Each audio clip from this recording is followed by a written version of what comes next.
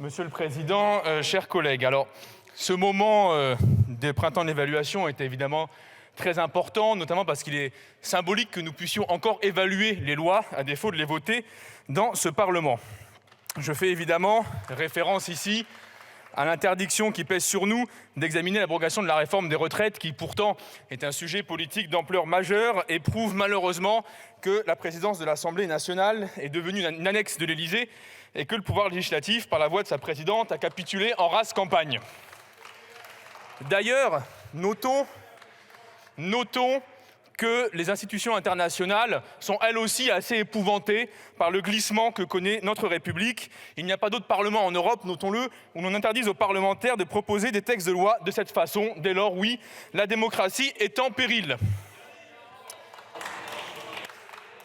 Dans ce cadre, je viens au rapport à l'instant, dans ce cadre, nous ne sommes pas ici uniquement pour évaluer des dispositifs, nous sommes ici pour évaluer une orientation politique qu'est le macronisme.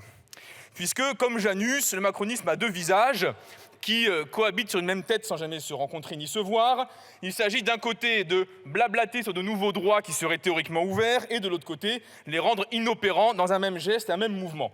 Évidemment, cette contradiction sur laquelle je vais revenir suscite un certain ressentiment, ce qu'on constate devant les hygiaphones, devant les formulaires, dans les services publics, y compris chez les gens obligés à domicile de recourir à leurs droits. Bref, vous avez réussi, en proclamant des droits inopérants, à créer du désespoir et du ressentiment.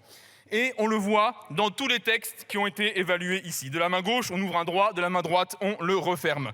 On attendait de la santé publique, on a du vent, et en l'occurrence, un vent mauvais. Pourquoi ? Par souci, évidemment, d'économiser le moindre centime qui serait abandonné aux classes populaires pour réserver ces euros à une poignée de grands bourgeois, il faut bien dire le mot. Si nous regardons les rapports un par un, regardons l'évaluation du programme Mon Parcours Psy. Vous proclamez un accès aux soins sans l'autoriser réellement. Quel est l'enjeu ? Il y a 8 séances qui sont ouvertes auprès d'un psychologue conventionné par votre dispositif, sauf si c'est grave, car vous avez inventé le soin réservé aux gens les moins atteints. En sont exclus la dépression chronique, le deuil compliqué, le trouble anxieux généralisé, les troubles de stress post-traumatique, les individus sous traitement ou post-hospitalisation. Bref, nous sommes dans un pays où l'on proclame soigner la psyché des gens, mais à condition qu'il n'y ait que peu à guérir. Et vous les remettez à des psychologues en n'en conventionnant guère que 2000. Dès lors, grâce à ce dispositif, on peut soigner une personne sur 100 avec un psychologue sur 50 et on appelle ça un accès aux soins au lendemain d'une pandémie dont le déclenchement puis la gestion ont occasionné une explosion de troubles psychiques. Je m'appuie évidemment sur les données ici, sur le rapport de nos collègues Sébastien Pétavy, Pierre Dharréville et Éric Alauzet.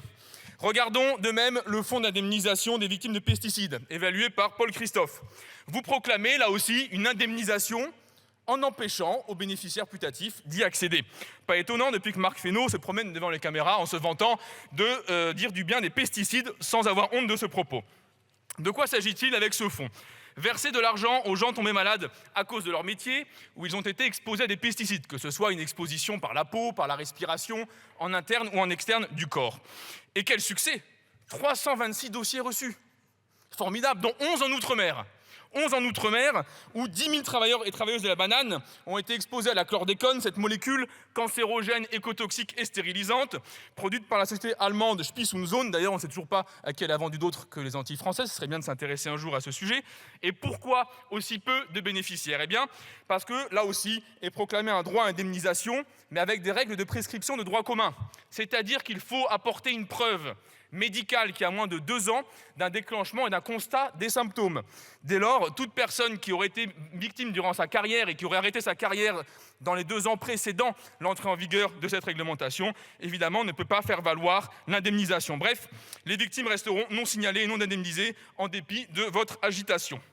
Regardez également les entretiens postnataux précoces. Ils ont été mentionnés tout à l'heure par Madame la Présidente, parce que j'ai eu l'honneur de rédiger ce rapport. Que se passe-t-il dans cette situation ? Là également, vous proclamez un entretien obligatoire de prévention dont l'accès est rendu de facto impossible.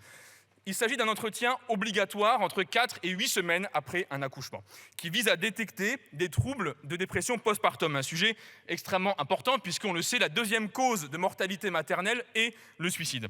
Dès lors, pourquoi seulement 8% des mères y ont eu effectivement accès à cet entretien obligatoire ? Eh bien, parce que par radinerie mesquine, vous leur imposez de payer pour un rendez-vous obligatoire. Parce que vous leur imposez un ticket modérateur qui les extrait de l'assurance maternité et elles se retrouvent invitées, pour celles qui sont au courant de l'existence du dispositif, à un entretien obligatoire payant.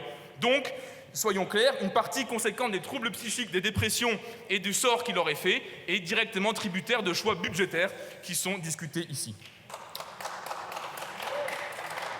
Et pourquoi cette situation ? Pourquoi cette situation ?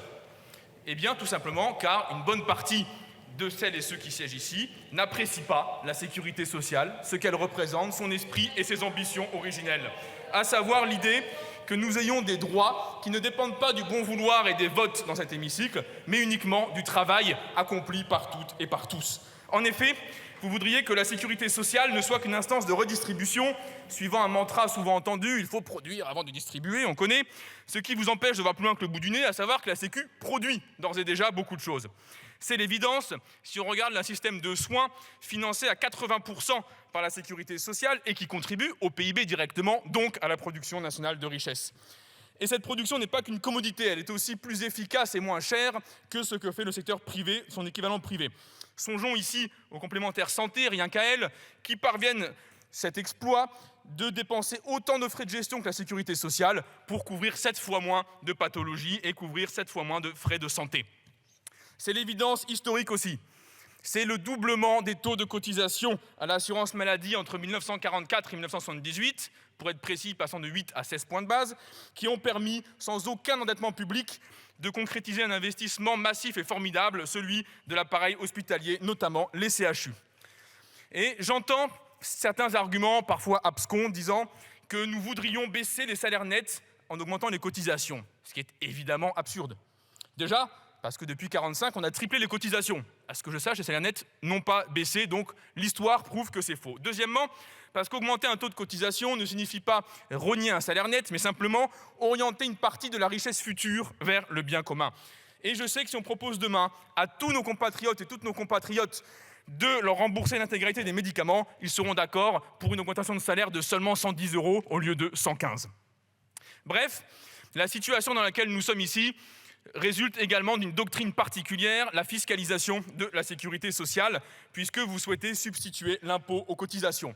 On le voit depuis l'arrivée au pouvoir d'Emmanuel Macron. En 2017, la sécurité sociale était abondée par 2/3 de cotisations. En 2022, ce n'est plus que la moitié à peine du budget qui en est constitué. Or, la différence entre l'impôt et la cotisation est évidemment massive, même si le site qu'a créé M. Attal a apparemment oublié de mentionner cette distinction. C'est évidemment une contribution que je fais au gouvernement direct en revenant dessus. D'un côté, l'impôt, on le sait, est un versement obligatoire au budget de l'État qui n'a pas de contrepartie et dont l'usage est décidé par le Parlement tous les ans, c'est-à-dire par nous toutes et nous tous. De l'autre, la cotisation sociale est un versement obligatoire des travailleuses et travailleurs qui socialise une partie de la richesse produite par la seule source de richesse qui existe dans ce pays, la force de travail, et qui vient couvrir maladie, invalidité, accident du travail, chômage, bien sûr retraite, assurée par une partie de nos salaires mis en commun dans laquelle personne ici ne peut venir piocher, sauf, bien sûr, s'il fiscalise la sécurité sociale et s'approprie ainsi les sources de financement pour mieux contraindre les dépenses en aval. Finalement, cette question de la sécurité sociale pose la question de la citoyenneté. Aujourd'hui, dans une France économiquement, on va dire, très libérale, la citoyenneté se résume à s'acquitter d'impôts à proportion de son succès personnel sur le marché du travail ou de ses privilèges en matière patrimoniale, ce qui a effectivement à une période permis une ouverture démocratique en abolissant la dépendance de l'État vis-à-vis de grandes aristocraties financières, mais qui exclut celles et ceux qui ne peuvent pas financer d'impôts directs ou dont la contribution par la TVA est invisibilisée. La cotisation, elle, pose une autre citoyenneté.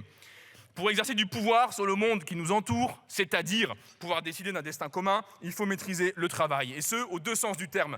Maîtriser la valeur d'usage dont on décide de l'affectation à partir du produit de ce que l'on a fait et produire une valeur économique abstraite, une richesse monétaire qui part dans des caisses qui, elles, sont socialisées. L'un sans l'autre cause de la souffrance.